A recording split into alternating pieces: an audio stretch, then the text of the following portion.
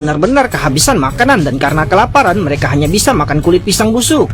Keesokan harinya ketika John mengantar teman sekelasnya, ia dengan murah hati memberinya segepok uang yang kemudian dipuji oleh teman sekelasnya atas kemurahan hatinya dalam menjalin persahabatan. Ternyata sahabat ibunya telah datang lagi. Melihat kekacauan di rumah, wanita itu bertanya kepada John kemana para pelayan pergi. Untuk menghilangkan kecurigaan wanita itu, John berbohong dan mengatakan bahwa mereka baru saja memberi para pelayan libur. Tepat ketika wanita itu hendak pergi, John menjadi bernafsu dan melihat wajahnya yang masih menawan, terang-terangan mengundangnya untuk menginap. Tindakan ini membuat wanita itu ketakutan yang segera mundur dan mengangkat telepon untuk menghubungi ibu John. Saat itu wanita itu menyadari teleponnya berdering di ruang tamu.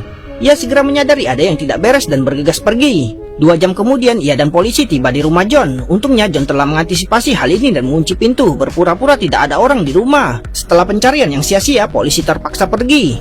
Dengan demikian John lolos lagi. Untuk menghindari pertemuan dengan teman-teman ibunya, ia pergi ke pusat kebugaran tenis keesokan harinya untuk berlatih. Namun bermain dengan santai telah menyebabkan kemampuannya menurun drastis dan pelatihnya dengan belak-belakan menyatakan bahwa dengan levelnya saat ini ia bahkan tidak akan lolos babak penyelisihan.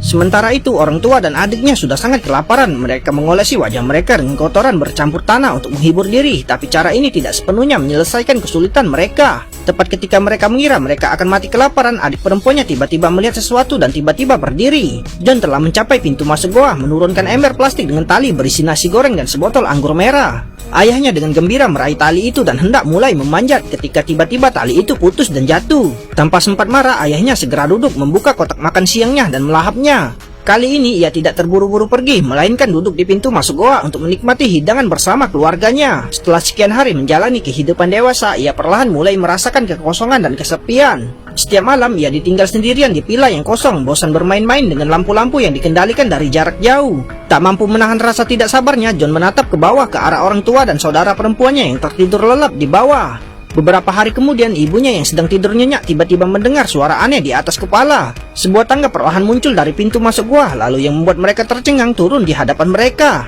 Ayahnya dengan tidak percaya naik kembali ke permukaan hanya untuk mendapati John tidak ada di dekatnya. Baru setelah mereka tertati-tati kembali ke rumah, mereka melihat John mengambang di tengah kolam.